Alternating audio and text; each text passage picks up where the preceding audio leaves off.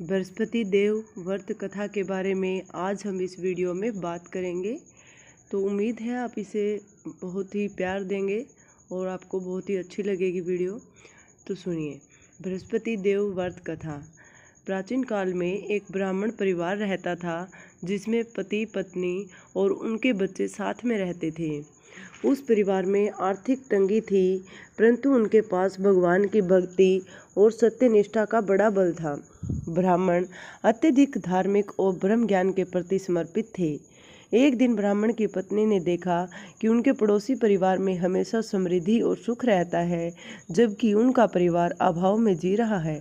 उसने अपने पति से कहा, हम क्यों इतनी कठिनाइयों में जी रहे हैं जबकि वे लोग सुख संपन्न हैं। ब्राह्मण ने उसे समझाते हुए कहा, यह सब हमारे कर्मों का फल है, लेकिन हमें ईश्वर पर भरोसा रखना चाहिए। फिर ब्राह्मण ने बृहस्पति देव की पूजा और व्रत करने का निश्चय किया, क्योंकि बृहस्पति देव को सुख समृद्धि और ज्ञान का देवता माना जाता है। ब्राह्मण की पत्नी ने श्रद्धापूर्वक बृहस्पति देव का व्रत प्रारंभ किया। उसने गुरुवार के दिन उपवास रखा और पीले वस्त्र धारण किए। वह भगवान बृहस्पति की पूजा विधिवत करने लगी।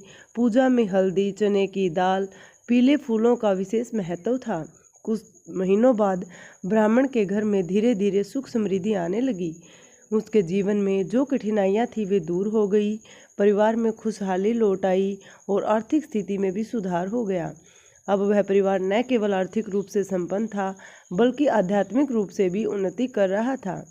इस प्रकार बृहस्पति देव की कृपा से उनके जीवन में सुख समृद्धि का आगमन हुआ और वे सभी संकटों से मुक्त हो गए। तब से उस ब्राह्मण की पत्नी ने सभी को बृहस्पति देव का व्रत करने की सलाह दी और बताया कि अगर कोई श्रद्धापूर्वक बृहस्पति देव का व्रत करता है तो उसकी हर मनोकामना पूर्ण होती है। अभी हम बात कर लेते हैं कि पूजा विधि कैसे होगी बृहस्पतिवार की। बृहस्पति देव की जो व्रत कथा है उसकी पूजा विधि इस प्रकार है। गुरुवार के दिन सुबह स्नान करके पीले वस्त्र धारण करें। भगवान बृहस्पति की प्रतिमा या चित्र के सामने हल्दी, चने की दाल और पीले फूल चढ़ाएं। केले या किसी पीले फल का भोग लगाएं। व्रत के दौरान नमक का त्याग करें। बृहस्पति देव के मंत्रों का जाप करें और उनकी कथा का श्रवण करें। इस प्रकार बृहस्पति व्रत करने से व्यक्ति के जीवन में सुख समृद्धि और शांति आती है। धन्यवाद।